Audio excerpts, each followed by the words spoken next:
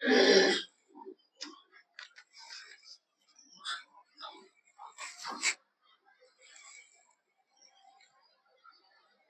الحمد لله نحمده ونستعينه ونستغفره ونعوذ بالله من شرور أنفسنا ومن سيئات أعمالنا من يهده الله فلا مضل له ومن يضلله فلا هادي له وأشهد أن لا إله إلا الله وحده لا شريك له وأشهد أن محمدا عبده ورسوله أما بعد فإن خير الحديث كتاب الله وخير الهدي هدي محمد صلى الله عليه وسلم وشر الأمور محدثاتها وكل محدثة بدعة وكل بدعة ضلالة وكل ضلالة في النار. فأعوذ بالله السميع العليم من الشيطان الرجيم. بسم الله الرحمن الرحيم. يا أيها الذين آمنوا اتقوا الله حق تقاته ولا تموتن إلا وأنتم مسلمون. يا أيها الناس اتقوا ربكم الذي خلقكم من نفس واحدة وخلق منها زوجها وبث منهما رجالا كثيرا ونساء واتقوا الله الذي تساءلون به والأرحام إن الله كان عليكم رقيبا.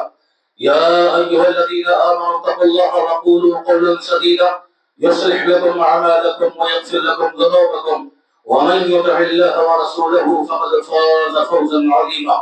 وقال له عز وجل بسم الله الرحمن الرحيم.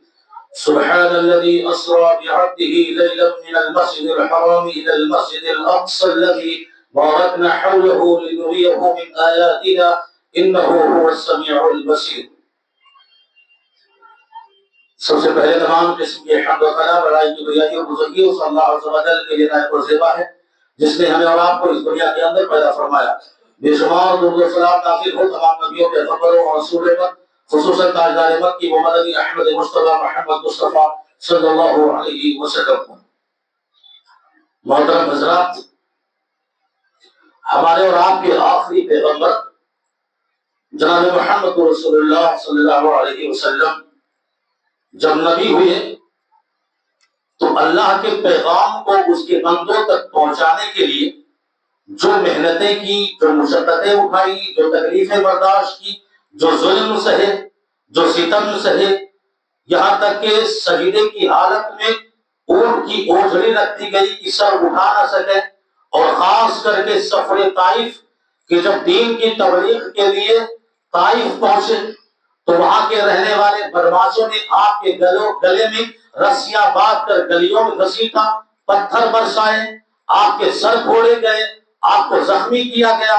آپ کے جسم سے خون بہے اور اس قدر بہے کہ جوتیوں میں جم گئے، آپ بے ہوش ہو گئے. اور جب ہوش میں آتے ہیں تو پہاڑوں کے فرشتوں کو اپنے سامنے دیکھ رہے ہوتے ہیں جو ان سے یہ اجازت مانگ رہے ہوتے ہیں کہ درد اور تکلیف اور ظلم کے دستاویز کی اب ایک انتہا ہو چکی ہے، اے نبی آپ کی اجازت ہو. تو ان طائف کی بدماشوں کو دو پہاڑوں کے اندر رکھ کر پیستے، ختم کرتے، ہلاک کرتے، برباد کرتے. محسن انسانیت نے اپنی رحمت کا مظاہرہ کیا اور فرمایا اللہم اہدی قومی فإنہم لا یعلمون. اے اللہ یہ میری قوم ہے جو نادان ہے، یہ جانتی نہیں کہ میں تیرا رسول ہوں. آج یہ میری جان لینے پر تلے ہوئے ہیں، آج یہ مجھ پر ہر قسم کے ظلم اٹھانے پر تو ہے تیار ہے، لیکن مجھے امید ہے، مجھے یقین ہے بار الہ کہ ان کی ریڑھ کی ہڈیوں سے پیدا ہونے والی آئندہ جو نسلیں ہوں گی وہ ایمان بھی لائیں گی اور مجھ پر اپنی جان بھی قربان کریں گی.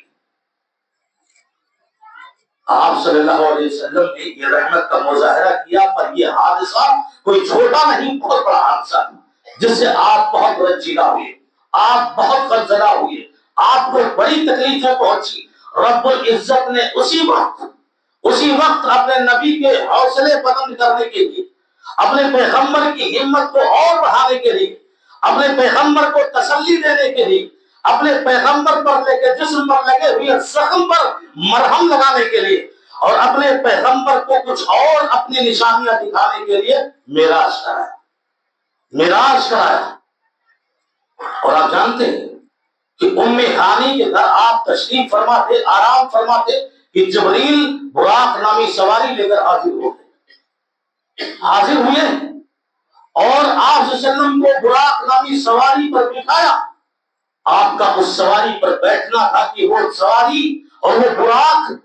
کودنے لگا، جو گدھے سے بڑا اور خچر سے چھوٹا جانور تھا، کودنے لگا، اچھلنے لگا، شور اور ہنگامے مچانے لگا۔ جبریل امین نے اسی جانور سے مخاطب ہو کر کے کہا خاموش ہو جاؤ، یہ تمہاری خوش نصیبی ہے کہ تمہاری پشت پر اس کائنات کی سب سے عظیم ہستی جناب محمد رسول اللہ صلی اللہ علیہ وسلم سوار ہے۔ وہ براق، وہ جانور، وہ سواری فوراً خاموش ہو گیا، اور پھر اسی براق کے ذریعہ آپ کو مسجد حرام لے جایا گیا، مسجد حرام سے مسجد اقصی لے جایا گیا، اور وہی بات اللہ نے اس آیت میں ارشاد فرمایا سبحان الذی اسری بعبدہ لیلا من المسجد الحرام الی المسجد الاقصی، پاک ہے وہ اللہ، پاک ہے وہ اللہ جس نے اپنے پیغمبر کو، اپنے بندے کو مسجد حرام سے مسجد اقصی تک لے گیا۔ آپ صلی اللہ علیہ وسلم جبریل امین اور براق کے ساتھ جب مسجد اقصی پہنچتے ہیں، وہاں انسانیت کی ایک بہت بڑی تعداد دیکھتے ہیں، وہاں انسانوں کا ایک بہت بڑا جمع غفیر دیکھتے ہیں، وہاں انسانوں کا ایک امڑتا ہوا سیلاب دیکھتے ہیں، اور آپ صلی اللہ علیہ وسلم کو یوں محسوس ہو رہا ہوتا ہے کہ شاید یہ کسی اور کا بڑی شدت کے ساتھ انتظار کر رہے ہیں۔ جبریل امین سے آپ صلی اللہ علیہ وسلم نے پوچھا، علم غیب آپ کو نہیں تھا، یہ دلیل یہاں مل رہی ہے کہ محمد صلی اللہ علیہ وسلم نے جبریل امین سے پوچھا کہ کون ہے یہ لوگ، کون ہے اتنی بڑی تعداد میں جو یہاں اکٹھے ہیں؟ جبریل امین نے کہا اللہ کے نبی یہ آپ سے پہلے گزرے ہوئے تمام انبیاء اور رسول ہیں، اس تعداد میں آدم بھی ہے، اس تعداد میں نوح بھی ہے، اس تعداد میں یوسف بھی ہے، اس تعداد میں ابراہیم خلیل اللہ بھی ہے، اور اس تعداد میں موسیٰ کلیم اللہ بھی ہے، اور اس تعداد میں سارے انبیاء موجود ہیں، اور اس انتظار میں ہے کہ آپ آئیں اور نماز پڑھائیں، ان کا امام بنیں اور آپ کے پیچھے یہ نماز پڑھنے کا موقع پا جائیں۔ جبریل امین نے مصلی کی جانب آپ صلی اللہ علیہ وسلم کا ہاتھ پکڑ کے بڑھایا، آپ نے 2 رکعت نماز پڑھائی، اور یہی وہ گھڑی، یہی وہ لمحہ تھا جہاں آپ صلی اللہ علیہ وسلم امام اعظم اور امام الانبیاء کا شرف حاصل کر چکے کہ سارے نبیوں میں بھی امام ہے، کائنات کے اندر ان سے بڑا کوئی اور امام نہیں ہو سکتا، کوئی امام اعظم نہیں ہو سکتا، کوئی کسی کو لقب دیتا رہے، پر آسمان سے آیا ہوا پیغام ہے کہ یہ نبیوں کے امام ہے، جو ساری مخلوقات کے امام ہے اور سب سے افضل امام ہے۔ اس کے بعد وہیں سے آپ کا آسمانی سفر شروع ہوا، براق پر سوار ہوئی، اور وہ براق کہ ہماری اور آپ کی کھلے میدان میں جہاں تک نگاہ جائے وہ ایک قدم کی اس کی رفتار تھی، اتنی تیزی کے ساتھ وہ براق لے کر آسمان کی طرف روانہ ہوا، اور پہلے آسمان پر دروازہ کھٹکھٹایا گیا، اندر سے آواز آئی کون؟ کہا جبریل، کہا آپ کے ساتھ کون؟ کہا محمد صلی اللہ علیہ وسلم۔ دروازہ کھول دیا گیا، پہلے آسمان پہ حضرت آدم علیہ السلام سے ملاقات ہوئی، اور جبریل نے کہا دیکھو یہاں بھی علم غیب نبی کو نہیں تھا، آپ آنے اور آگے اور پیچھے کی باتیں نہیں جانتے تھے۔ جبریل نے کہا کہ اللہ کے نبی آپ کے دادا آدم ہیں، آپ ان سے سلام کیجئے۔ اللہ کے نبی نے سلام کیا، آدم علیہ السلام نے جواب دیا وعلیکم السلام، خوش آمدید، آپ کا آنا مبارک ہو میرے پیارے بیٹے، میرے پیارے نبی، میرے نیک بیٹے، میرے نیک نبی۔ وہاں اللہ کے نبی صلی اللہ علیہ وسلم نے ایک منظر دیکھا کہ آدم علیہ السلام کے دائیں جانب کچھ لوگ ہیں اور بائیں جانب بھی کچھ لوگ ہیں، اور آدم جب دائیں جانب دیکھ رہے ہیں تو مسکرا رہے ہیں، اور بائیں جانب دیکھ رہے ہیں تو رو رہے ہیں۔ جبریل سے پوچھا ماجرا کیا ہے؟ جبریل نے پھر بتایا کہ اللہ کے نبی یہ آدم کے دائیں جانب جو لوگ ہیں یہ ان کی وہ اولاد ہے جو جنت میں جانے والی ہے، اور اپنی ان اولاد کو دیکھ کر وہ خوش ہو جاتے ہیں، مسکرا اٹھتے ہیں، ہنسنے لگتے ہیں، لیکن بائیں جانب کے لوگوں کو یہ ان کی جو اولاد ہے جو جہنم میں جانے والی ہے، اور ان کو جب دیکھتے ہیں تو بحیثیت باپ، بحیثیت ابا ہونے کے یہ رونے لگتے ہیں ہمارے درد سے، اور انہیں تکلیف ہونے لگتی ہے۔ یہ منظر دیکھ کر دوسرے آسمان کی طرف روانہ ہوئی ہے، اور دوسرے آسمان کی طرف جبریل لے گئے، وہاں حضرت یحییٰ اور حضرت عیسیٰ علیہ السلام 2 پیغمبر نبیوں سے ملاقات ہوئی، سلام و کلام ہوا۔ پھر تیسرے آسمان کی طرف بڑھے، وہاں ملاقات حضرت یوسف علیہ السلام سے ہوئی، سلام و کلام ہوا۔ اللہ کے نبی وہاں رک کر کہتے ہیں کہ یوسف کی خوبصورتی کو میں نے دیکھا، یوسف کے حسن کو دیکھا، مجھے یوں محسوس ہوا کہ دنیا کی آدھی خوبصورتی تنہا یوسف کو دے دی گئی ہے، اتنے خوبصورت مجھے نظر آئے۔ اور پھر میں چوتھے آسمان کی طرف جبریل کے ساتھ آگے بڑھا، وہاں ملاقات حضرت ادریس علیہ السلام سے ہوئی۔ 5ویں آسمان پر بڑھا، وہاں ملاقات حضرت حضرت جو ہے ہارون علیہ السلام سے ہوئی، چھٹے آسمان پر گیا، وہاں ملاقات حضرت موسیٰ علیہ السلام سے ہوئی، سلام و کلام ہوا، اور جب ساتویں آسمان کی طرف جبریل کے ساتھ میں پڑھا تو موسیٰ علیہ السلام کے رونے کی آواز آنے لگی۔ جبریل نے وہاں پوچھا موسیٰ ماجرا کیا ہے، رو کیوں رہے ہو؟ کہا رو اس لیے رہا ہو، یہ خوشیوں کے آنسو ہیں، یہ غم کے آنسو نہیں ہے، یہ میرے سامنے سے جو پیغمبر جا رہے ہیں یہ اس دنیا میں آئے ہیں سب سے آخر میں، یہ اس دنیا میں سب سے آخری نبی بن کر آئے ہیں، اور ان کی امت اس دنیا کی سب سے آخری امت ہے، لیکن مجھے رونا اس لیے آ رہا ہے، میں خوش ہو کر اس لیے رو رہا ہوں کہ کل قیامت کے دن جنت میں سب سے پہلے یہی پیغمبر داخل ہوں گے، اور ان کی امت ایک بڑی سی تعداد میں ہو کر کے جنت میں سب سے پہلے داخل ہوگی۔ میں اسی خوشی پر رونے لگا، اور پھر جو ہے ساتویں آسمان پر اللہ کے نبی تشریف لے گئے، وہاں ملاقات ابراہیم خلیل اللہ علیہ السلام سے ہوئی، جو بیت معمور کی دیوار سے ٹیک لگائے ہوئے بیٹھے تھے، اور یہ بیت معمور یہ فرشتوں کا آسمانوں پر مسجد ہے، فرشتوں کا عبادت گھر ہے اور عبادت خانہ ہے، یہاں فرشتے نماز پڑھتے ہیں، یہاں فرشتے طواف کرتے ہیں، یہاں فرشتے اللہ کے آگے سر جھکاتے ہیں۔ یہ بیت معمور وہ جگہ ہے جس کے سلسلے میں نبی کریم صلی اللہ علیہ وسلم نے ارشاد فرمایا کہ ہر روز ہر دن 70,000 فرشتے اللہ کی عبادت کے لیے اس گھر کے اندر داخل ہوتے ہیں، اور جو فرشتہ ایک بار داخل ہو جاتا ہے پھر قیامت تک اس کی باری نہیں آئے گی۔ اشارہ اس بات کی جانب تھا کہ فرشتوں کی تعداد بے شمار ہے، فرشتوں کی تعداد بہت زیادہ ہے، جس کا نمبر ایک بار آ گیا پھر قیامت تک وہ اس عبادت گھر میں داخل نہیں ہو سکتا۔ پھر اور آگے بڑھے، سدرۃ المنتہا آ گیا، بیری کا درخت آ گیا جس پر لگے ہوئے پھل میٹوں کی طرح بڑے بڑے تھے، اور جس کے درخت کے پتے ہاتھی کے کان کی طرح تھے، اور جس درخت پر بیٹھے ہوئے چڑیے اور پرندے سونے کے تھے۔ وہ خوشگوار منظر آقا نے دیکھا، پیغمبر صلی اللہ علیہ وسلم نے دیکھا، اور اسی درخت کے نیچے سے 4 نہریں جاری ہیں، 2 نہریں جنت کی طرف جا رہی ہیں، اور جس میں پانی بہتا ہوا نظر آ رہا ہے یہ وہ سلسبیل ہے اور کوثر ہے جو جنتیوں کو نصیب ہونے والا ہے، اور 2 نہریں جو دنیا کی طرف آئی ہوئی ہیں اس میں پانی بہتا ہوا نظر نہیں آ رہا ہے، وہ دریائے نیل ہے اور وہ دریائے فرات ہے۔ اللہ کے نبی صلی اللہ علیہ وسلم نے کہا میں نے یہ منظر دیکھا، اور اتنے میں میرے سامنے بطور مہمان نوازی کے جو ہے شہد کا پیالہ آیا، دودھ کا پیالہ آیا، شراب کا پیالہ آیا، 3 پیالے میرے سامنے لائے گئے، اور جبرائیل علیہ السلام نے مجھ سے کہا آپ کو اختیار ہے جو پیالہ چاہو اٹھا لو۔ اللہ کے نبی صلی اللہ علیہ وسلم کہتے ہیں کہ میں نے دودھ کا پیالہ اٹھایا اور اسے پی لیا۔ جبرائیل نے کہا اے اللہ کے نبی آپ نے فطرت کو قبول کیا ہے، اور آپ کی فطرت ہے، آپ کی امت بھی فطرت پر ہے، آپ نے بہت اچھی چیز کو جو ہے چوائس کیا ہے، پسند کیا ہے۔ اور اس کے بعد جبرائیل نے ہاتھ چھوڑ دیا، ساتھ چھوڑ دیا۔ اب کہنے لگے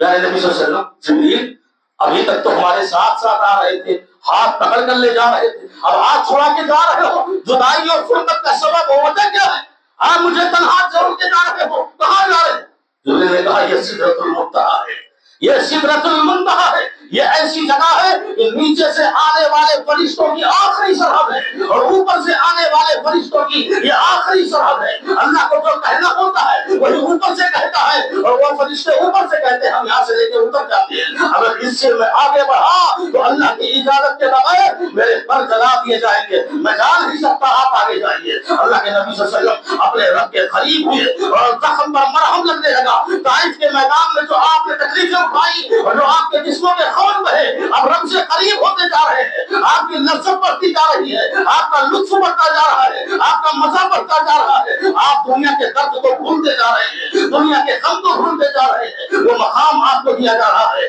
اللہ کے نبی صلی اللہ علیہ وسلم اپنے رب سے قریب ہوئے، اور وہیں پھر معراج کے تحفے اور تحائف ملے، مہمان نوازی ہو گئی، اور ہدیے اور نذرانے بھی ملے۔ تحفہ کیا ملا؟ اب صحیح 12 صورتیں، تحفہ قیمتی تحفہ، انمول تحفہ۔ پہلا تحفہ ملا 50 وقت کی نمازیں فرض کی گئی، آپ صلی اللہ علیہ وسلم اور ان کی امت کے لیے 50 وقت کی نمازیں فرض کی گئی، یہ پہلا تحفہ۔ دوسرا تحفہ سورہ بقرہ کی آخری 2 آیتیں بطور خزانہ یہ دی گئی، جس کے سلسلے میں اللہ کے نبی صلی اللہ علیہ وسلم نے ارشاد فرمایا کہ سورہ بقرہ کی آخری 2 آیتیں اگر کوئی شخص پڑھ کر رات میں سوئے ہر معاملے کے لیے وہ کافی ہو جائے گا، وہ دونوں آیتیں اس کے ہر نجات کے لیے کافی ہو جائیں گی اور ہر معاملے کے لیے کافی ہو جائیں گی۔ اس کے بعد تیسرا تحفہ ملا کہ دیکھو سنو، اللہ کے نبی کو تحفہ دیا جا رہا ہے، پیغمبر سنو، آپ کی امت کا کوئی بھی شخص اپنے دل میں نیک کام کا ارادہ کرے، نیک نیت کرے، میں اس کو 1 ثواب دے دوں گا۔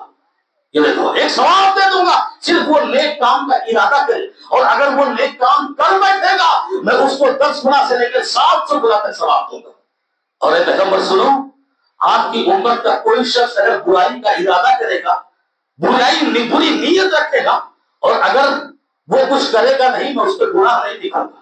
ہاں جب وہ برائی کر لے گا میں صرف ایک گناہ لکھوں گا، ایک گناہ لکھوں گا۔ اللہ نے اس امت کے لیے اور پیغمبر کے ذریعے اتنا قیمتی تحفہ دیا کہ نیک ارادہ بھی کرو ثواب مل جائے، کام کرو نہ کرو ارادہ پکا ہو ثواب مل گیا، برائی کا ارادہ کرو اس پر کوئی گناہ نہیں، اس پر کوئی گناہ نہیں میرے بھائیوں کو۔ اور چوتھا تحفہ ملا، کہا پیغمبر سنو، آپ کی امت کا کوئی شخص اگر شرک کیے بغیر گناہوں کا بوجھ لے کر میرے پاس آئے گا، میرے علاوہ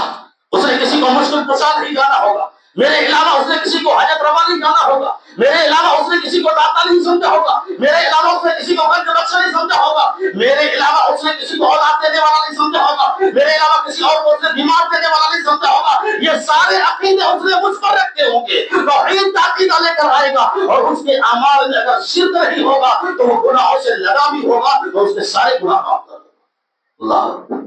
یہ تحفے ملے ہیں، ان تحفوں کی حفاظت کرنا ہمیں عوام کو ہے۔ اس کے بعد جبریل کو حکم ہوا، یہ تحفہ مل گیا، جبریل کو حکم ہوا میرے پیغمبر آئے ہیں میرے حبیب کا جنت اور جہنم کا بھی سیر کرا دو، جنت کا بھی سیر کرا دو۔ اللہ کے نبی صلی اللہ علیہ وسلم جبریل کے ساتھ جنت تشریف لے گئے۔ جنت کے اندر آپ نے فرمایا کہ وہاں کی مٹی بڑی خوشبودار ہے، وہاں کی مٹی بڑی خوشبودار ہے،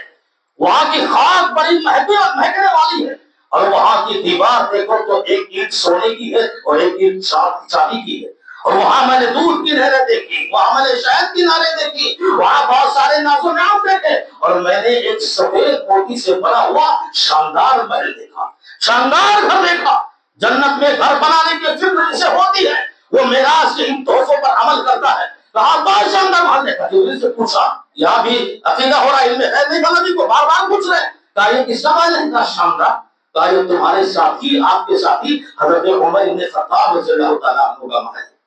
عمر بن خطاب۔ اللہ کے نبی کہتے ہیں کہ میرا دل چاہا کہ میں داخل ہو جاؤں، گھر کے اندر جاؤں، ذرا دیکھوں اس کے حسن اور خوبصورتی کو اور اس محل کو۔ مجھے عمر کی غیرت یاد آ گئی، یہ وہ عمر جو بے پردہ عورتوں کو جنت دیکھنا بھی گوارا نہیں کرتے، اور جس کے کہنے پر آسمان سے پردے کی آیت نازل ہو گئی، جنہوں نے دنیا میں کہا تھا کہ اللہ کے نبی عورتیں جو بے پردہ نکل رہی ہیں اچھا نہیں لگتا ہے، ان کے اسی مشورے پر آسمان سے وحی آ گئی اور عورتوں کو پردے کا حکم دے دیا گیا۔ عمر تمہاری غیرت یاد آئی اور تمہاری اجازت کے بغیر میں اس گھر میں داخل ہونا گوارا نہیں کیا۔ بلال حبشی کے جوتوں کی آواز اپنے آگے سنی، ہمیشہ وضو سے ہے، وضو کے بعد 2 رکعت نماز پڑھ رہے ہیں، یہ وہ عمل تھا کہ بلال حبشی کی جوتیوں کی آواز اپنے آگے سنی۔ جنت کا نظارہ کرتا ہے، اب چل دیے جہنم کی، جہنم کا نظارہ ہے، جہنم کا نظارہ کیا کہتی بھڑکتی ہوئی آگ ہے، بھیانک شعلے ہیں، زہریلے سانپ اور بچھو ہیں،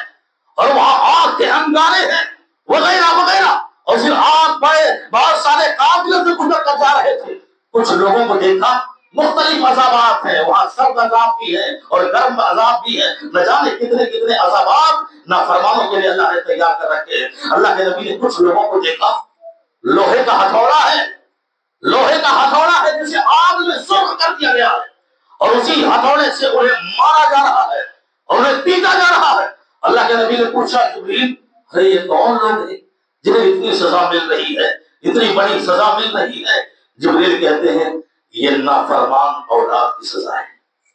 یہ نافرمان اولاد کی سزا ہے، جنہوں نے دنیا کے اندر اپنے ماں باپ سے بغاوت کی تھی، جنہوں نے دنیا کے اندر اپنے ماں باپ کو ستایا تھا، جنہوں نے دنیا میں ماں باپ کے اوپر ظلم کیے تھے، جنہوں نے دنیا کے اندر ماں باپ کو اپنی حرکتوں سے خون کے آنسو رلائے تھے، یہ وہی اولاد ہیں جنہوں نے دنیا کے اندر اپنے ماں باپ کو دھکے مارے تھے، یہ وہی اولاد ہیں جنہوں نے اپنے ماں باپ کے سامنے غرا کے بات کیے تھے، یہ وہی اولاد ہیں نافرمان جنہوں نے اپنے ماں باپ کی قدر اور عزت نہیں کی، احترام نہیں کیا، اور دنیا میں اپنی ماں باپ سے بغاوت کر کے یہاں آئے ہوئے ہیں، وہی نافرمان اولاد کو یہ سزا مل رہی ہے۔ اور آگے بڑھے، اللہ کے نبی صلی اللہ علیہ وسلم نے عجیب سا منظر دیکھا کہ جہنمیوں کے جلے ہوئے جسم سے جو خون ہے، جو پیپ ہے اور جو گندگیاں ہیں وہ بہ کر آ رہی ہیں، اور کچھ لوگ ہیں جو اسے پی رہے ہیں، کچھ لوگ ہیں جو اسے پی رہے ہیں، اللہ کے نبی نے کہا جبریل ارے اتنے ذلیل کون ہے جو جہنمیوں کی گندگیوں کو پی رہے؟ اللہ جبریل نے کہا اللہ کے نبی یہ وہ لوگ ہیں جو دنیا کے اندر شریعت کا پابند نہیں تھے، شریعت کا انہوں نے خیال نہ کیا، شراب جسے اللہ نے حرام قرار دیا تھا یہ شراب کے عادی تھے، یہ شراب کے پجاری تھے، یہ شراب کی لت ان کے اندر تھی، یہ دنیا کے اندر شراب پی کر مست تھے، یہ دنیا کے اندر شراب پی کر جو ہے اللہ کو بھول گئے تھے، یہ دنیا کے اندر شراب پی کر نہ جانے کتنے کتنے گناہ کیے تھے، انہیں شرابیوں کو شراب پینے کی وجہ سے آج یہ سزا مل رہی ہے۔ کچھ اور آگے بڑھے، کچھ لوگوں کو دیکھا ایک جانب سڑا ہوا گوشت ہے اور ایک جانب بہتر گوشت ہے۔ آج کون نہیں پسند کرتا اچھا گوشت؟ کسائی سے آدمی لگ جاتا ہے اچھا گوشت ہے، ایک طرف سڑا ہوا گوشت ہے، بدبودار گوشت ہے جہاں ناک بند کرنی پڑے، اور ایک جگہ بہت ہی اچھا گوشت ہے۔ اللہ کے نبی عجیب سا منظر دیکھ رہے ہیں، کچھ لوگ ہیں جو سڑا اور بدبودار گوشت اٹھا کے کھا رہے ہیں۔ اللہ کے نبی حیرت میں پڑ گئے، کہا جبریل یہ کون لوگ ہیں؟ جبریل نے آواز لگائی، جواب دیا اللہ کے نبی یہ وہ لوگ ہیں جنہوں نے اپنی حلال بیویوں کو چھوڑ کر ناجائز عورتوں سے ناجائز مردوں سے رشتے والے تھے، سمبند والے تھے، زناکار لوگ ہیں، بدکار لوگ ہیں، غلطکار لوگ ہیں، جنہوں نے جائز راستے سے اپنی ہوس کو اپنی خواہش کو پورا نہ کر کے ناجائز طریقے سے اپنی ہوس پوری کی تھی، اور یہ وہی مرد اور عورتیں ہیں جو گوشت کھا رہے ہیں۔ ایک اور روایت میں آتا ہے کہ اللہ کے نبی صلی اللہ علیہ وسلم نے ایک تنور دیکھا، آگ کا تنور جس میں ننگے مرد ہیں، ننگی عورتیں، اور وہ اسی شعلے کے ساتھ جس کا پیٹ جو ہے بہت ہی بڑا ہے اور اس کا منہ کھلا بہت ہی پتلا ہے، لیکن جب شعلے اٹھتے ہیں تو سارے مرد اور عورتیں اوپر آ جاتے ہیں۔ تو اللہ جبریل یہ کون؟ ان کو کیا سزا مل رہی ہے؟ آپ کے شعلوں میں جلائے جاؤ۔ کہا یہ وہی لوگ ہیں اولئک هم الزناة، یہ زناکار مرد ہیں اور زانیہ عورتیں۔ اور آگے بڑھیں، ایک دن کچھ لوگوں کو دیکھا کہ ان کے جبڑے چیرے جا رہے ہیں، ایک طرف کا ہے نا جبڑا چیرا جا رہا، خون کے فوارے چہرے سے بہ رہے ہیں اور چیخ رہا ہے آدمی، چلا رہا ہے آدمی، اور جب تک دایاں جانب چیر کے جاتے ہیں بائیں جانب کے جبڑے چیرنے تب تک دایاں ٹھیک ہو جا رہا ہے، اور مسلسل یہی عذاب ہو رہا ہے۔ کہا کون ہے یہ لوگ؟ کہا یہ جھوٹے اور مکار لوگ ہیں، یہ جو زبان سے جھوٹ بولا کرتے ہیں، جھوٹ بول کر انہوں نے اپنی تجارت اور اپنے کاروبار کو سنبھالا تھا، جھوٹ بول کر انہوں نے رشتوں میں دراڑیں ڈالی تھی، جھوٹ بول کر انہوں نے نہ جانے دنیا میں کیا کہ جھوٹے اور مکار لوگ ہیں۔ اور ایک منظر اور دیکھا کہ تانبے کے ناخن ہیں اور اپنا چہرہ اپنے ہی چہرے کا گوشت دوچ رہے ہیں۔ کہا یہ کون ہے؟ کہا یہ غیبت اور جھوٹ خوری کرنے والے لوگ، یہ معراج کا سفر ہے، اس سے ہمیں اور آپ کو سبق اور درس حاصل کرنا۔ اللہ کے نبی صلی اللہ علیہ وسلم نے جنت کا سیر کیا، جہنم کا سیر کیا، اور پھر جبریل کو حکم ہو گیا اب میرے حبیب کو لے جاؤ زمین پہ چھوڑ جاؤ، زمین پہ چھوڑ جاؤ۔ جبریل زمین کی طرف آنے لگے، چھٹے آسمان پر حضرت موسیٰ علیہ السلام سے پھر ملاقات ہوئی اور کہا کیا ملا تو پھر رب نے آپ کو ہدیے میں آپ کی امت کو کیا دیا؟ اللہ کے نبی نے کہا 50 وقت کی نمازیں دی ہیں۔ موسیٰ علیہ السلام نے میں تجربہ کار نبی ہوں، بنی اسرائیل کی جانب لوٹ کر آ چکا ہوں، امتیں بڑی نافرمان ہوتی ہیں، قومیں بہت ہی بڑی باغی ہوتی ہیں، لوٹ جائیے، ابھی آپ کی امت 50 وقت کی نماز نہیں پڑھ سکتی، اور کم کرا کے آ جائیے۔ گئے 40 وقت کی نماز کب ہو 10 کی کب ہوئی؟ موسیٰ کے پاس آئے تھے، ملاقات کہا اور کم کرانے جاؤ۔ آتے گئے جب 5 وقت کی نمازیں بچی، اللہ کے نبی نے کہا اب مجھے رب کے دربار جاتے ہوئے شرم آتی، اب میں نہیں آ سکتی، شرم آتی۔ اللہ کی جانب سے پیغام آ گیا لا تبدیل لکلمۃ اللہ، پیغمبر سنو اور اپنی امت کو بھی یہ خبر پہنچاؤ کہ اللہ کے یہاں نکلی ہوئی بات بدلی نہیں جاتی۔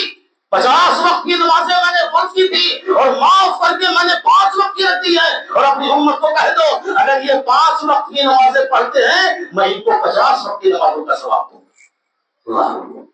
5 وقت کی نمازوں میں 50 وقت کی نمازوں کا ثواب دوں گا۔ جبریل کو حکم ہوا زمین کی طرف آگے اللہ کے نبی صلی اللہ علیہ وسلم نے اب یہ ماجرا اور یہ واقعہ جب لوگوں کو بتانا شروع کیا،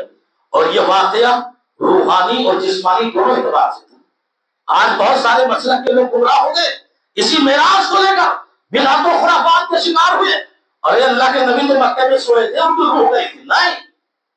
روح کے ساتھ جسم بھی گیا تھا۔ یہ ہمارا اور آپ کا عقیدہ ہے، روحانی اور جسمانی دونوں اعتبار سے پیغمبر کا معراج ہوا اور پیغمبر کی اسرا ہوئی، اس میں کوئی شک نہیں۔ اللہ نے بعبدہ لیلا کہا اور وہ بھی رات کے بس مختصر سے پہلے۔ یہ ہمارا اور آپ کا عقیدہ۔ دیکھو یہ ایسا واقعہ یہ آسمانی شریعتوں میں سب سے انوکھا اور سب سے بڑا معجزہ ہے. عام انسان ایکسپٹ نہیں کرے گا کہ رات کے بس مختصر سے وقت میں، مختصر سی پہر میں آدمی یہاں سے آسمان تک جائے، نبیوں سے ملے. نہیں ہو سکتا. عام آدمی ایکسپٹ نہیں کرے. کون کرے گا؟ جانتے ہیں ابو جہل نے جب یہ سنا، حضرت ابو بکر رضی اللہ تعالیٰ عنہ کے پاس دوڑتے ہوئے آیا. موقع اچھا ہے، نبی کے خلاف بات کی جائے، نبی کے خلاف بھڑکایا جائے. ابو بکر سے کہا، ابو بکر یہ بتاؤ، کوئی آدمی ہے جو بات کرنے کا انداز، کوئی آدمی ہے اور وہ رات کے بس مختصر سے پہر میں مسجد حرام سے مسجد اقصی جائے جو اونٹوں کا سفر 40 دنوں کا ہے، اور پھر وہاں سے یہی نہیں آسمانوں پر جائے، جنت و جہنم کا سیر کرے، نبیوں سے ملاقات. کیا یہ پاسبل ہے؟ ممکن ہے؟ ابو بکر نے وہی کہا جو عام انسانوں کا جواب، نہیں ہو نہیں سکتا، ناٹ پاسبل، مناسب نہیں. اب ابو جہل نے کہا، ارے جانتے ہو یہ دعویٰ کس نے کیا؟ تمہارے ساتھی محمد نے کیا ہے. ابو بکر بولتے ہیں، کہا اپنے کانوں سے سنے ہو میرے نبی کو کہتے ہوئے؟ کہا تو ابو جہل سن لے، اگر میرے پیغمبر نے محمد صلی اللہ علیہ وسلم نے اپنی زبان سے یہ بات کہی ہے تو عقل مانے نہ مانے، دماغ مانے نہ مانے، ابو بکر کا ایمان بولتا ہے، ابو بکر کا ایمان کہتا ہے میرا نبی ہمیشہ سچ بولنے والا ہے، وہ کبھی جھوٹ نہیں بول سکتا. اس لیے ابو جہل کہا اتنا بڑا ایمان پر، اور اسی وقت ابو بکر کو صدیق کا لقب مل گیا. دنیا ٹھکرائے ابو بکر نے پیغمبر کو کبھی نہیں ٹھکرایا. اسی لیے ان کے سلسلے میں کہا جاتا نا کہ ان کے نماز اور نفلی نمازیں یہ تو جو تھی وہ تھی، ان کی سب سے بڑی فضیلت تھی کہ انہوں نے دل کے ایمان سے پیغمبر سے محبت کی. ان کا دل کی کوالٹی الگ تھی. اور پھر کفار مکہ نے چیلنج بھی کر دیا، ارے دیکھ کر آئے ہو، بتاؤ بیت المقدس پہ کبھی گئے نہیں، ہمارے سامنے ساری زندگی ہو، اب بتاؤ بیت المقدس کیسا ہے. جب دیکھ کے اللہ کے نبی حیران ہو گئے، یہ کیا سوال کر بیٹھے، تھوڑی دیر کے لیے کیا گیا بیت المقدس، اب میں کہاں بتا پاؤں گا کیسا کیا. اللہ نے فوراً ویڈیو کے ذریعہ پوری بیت المقدس کا نقشہ اللہ کے نبی کے سامنے کر دیا اور بتانا شروع کیا، فلاں دروازہ یہاں، فلاں کھمبا یہاں، اتنے کھمبے یہاں، اتنے دروازے یہاں. کفار حیران ہو گئے. اور دل کالا ہو اور دل میں اللہ کی بغاوت ہو تو وہ ماننے کو تیار نہیں ہوتے اور ایک عقیدے کی اور اصلاح کرتے چلو. کیونکہ بہت سارے لوگ ہمارے معاشرے میں، بہت سارے مسلمان اسی میں ڈوبے ہوئے ہیں. یہی معراج کے نام پر کتنے بدعات کر بیٹھے. روزہ رکھ لو، آج روزہ رجب کا، آج وہ دروازے جنت کے کھل جائیں. رات جاگ لو معراج کی، اور پتہ نہیں کون سی رات ہے، کون سا بڑے بڑے علماء اس میں ہار گئے اور انہوں نے بتا سکے کون سی تاریخ، کون سی رات. یہ امت کہاں سے پیدا ہو گئی، تاریخ بھی بتا رہی ہے، رات بھی بتا رہی ہے، اور نہ جانے کہا کتنی لوگوں کو گمراہ کر رہی ہے. آخری میں ایک عقیدے کی اصلاح کر لو 2 منٹ کا. اللہ کے نبی نے معراج میں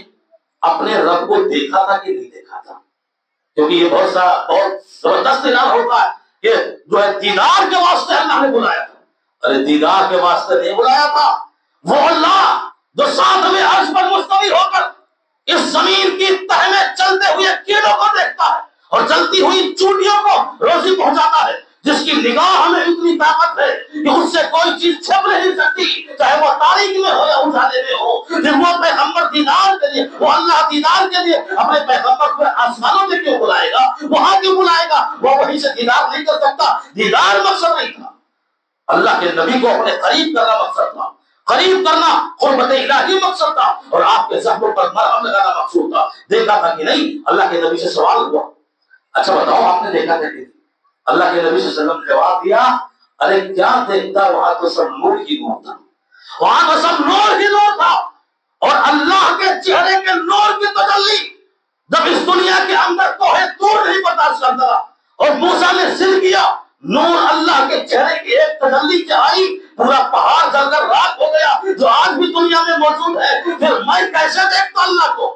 نور کا پردہ تھا، وہاں نور ہی نور تھا. اور اما عائشہ رضی اللہ تعالیٰ عنہا سے کسی نے پوچھا کہ بتاؤ پیغمبر نے رب کو دیکھا تھا کہ نہیں؟ عائشہ نے کھلا اعلان کر دیا کہ کائنات میں اگر کوئی شخص یہ دعویٰ کیا کہ اللہ کے نبی نے اپنے رب کو معراج میں دیکھا تھا تو اس نے پیغمبر پر سب سے بڑی جھوٹ بات کہی، سب سے بڑی جھوٹ بات کہی. اور جس نے پیغمبر پر جھوٹی بات کہی اس کا ٹھکانہ سوائے جہنم کے اور کچھ نہیں ہو سکتا. اللہ نے قرآن مجید کے ذریعہ اعلان کر دیا لا تدرکہ الابصار وہو یدرک الابصار، دنیا کی جسم اور دنیا کے اندر جسم میں لگی ہوئی آنکھیں یہ اللہ کو دیکھ نہیں سکتی، وہ اللہ سب کو دیکھتا ہے۔ ہاں یہ اور بات ہے جب اس دنیا سے ہم چلے جائیں گے اور جنت کے اندر انشاءاللہ ایک اگر جو ہے جمع ہوں گے، پھر وہاں جنتی کو جو سب سے قیمتی دولت ملے گی اور سب سے قیمتی نعمت ملے گی۔ اللہ کے نبی نے فرمایا ہر جنتی جس رب کا پجاری تھا اور جس رب کے آگے ماتھے ٹیکتا تھا اس نے آج تک اپنے رب کو دیکھا نہیں تھا، لیکن جنت میں اس کا جانا کیا ہوگا کہ اللہ رب العزت ان کے سامنے اپنا چہرہ ایسے ہی نمودار کرے گا جیسے تم 14ویں رات کا چاند دیکھتے ہو اور تمہیں دیکھنے میں کوئی تکلیف نہیں ہوتی، ایسے ہی جنتی اپنے رب کا چہرہ دیکھیں گے۔ اللہ ہم سب کو توفیق عطا فرمائے ہمیں رب کا چہرہ دیکھیں۔ تو معراج کے اندر بہت سارے دروس ہیں، بہت سارے اسباب ہیں جس کو نہ سمجھنے کی بنیاد پر بہت سارے لوگ بھٹک گئے، بہت سارے لوگ بھٹک گئے اور بہت سارے لوگ گمراہ ہو گئے اور بہت سارے لوگ ذلیل ہو گئے۔ اور اسی معراج کے سبق اور درس کو سمجھ کر اگر ہم انشاءاللہ زندگی گزارے، نہ ہم بدعتی کے کام کریں گے، نہ مشرکوں کے کام کریں گے، ہمارا یہ عقیدہ اور ایمان جناب محمد رسول اللہ صلی اللہ علیہ وسلم کی زبان سے نکلی ہوئی ہر بات پر ہوگا، اس لیے کہ وما ينطق عن الهوى ان هو الا وحی یوحى، پیغمبر کی زبان بولتی ہے وہ بات آسمان والے کی ہوتی ہے۔ ہم اپنے نبی کی باتوں پر ایمان لاتے ہیں، دنیا کے اور کسی امام اعظم ہو یا کون کس کا لقب کس کو ملا ہو ہم کسی کی بات نہیں مانتے، دلیل ہے قرآن اور حدیث، ہم اسی پر اپنی جان فدا کرنے والے ہیں۔ اللہ رب العزت سے دعا ہے کہ العالمین ہم اور آپ کو معراج کے اس واقعے سے زیادہ درس اور سبق حاصل کرنے کی اور اس کے اندر ملے ہوئے تحفے اور تواعید کی اور نذرانے اور ہدیے کی ہمیں جو ہے حفاظت کرنے کی اللہ توفیق عطا فرمائے۔ العالمین جب تک ہمیں اس دنیا کے اندر زندہ رکھے، خالص توحید اور خالص کتاب و سنت پر زندہ رکھے، ہماری موت کا اور آخری سانس ٹوٹے العالمین ایمان کے خیر پر ٹوٹے۔ وآخر دعوانا الحمدللہ رب العالمین۔ حضرات خطبے کے آخر میں ایک ضروری اعلان ہے،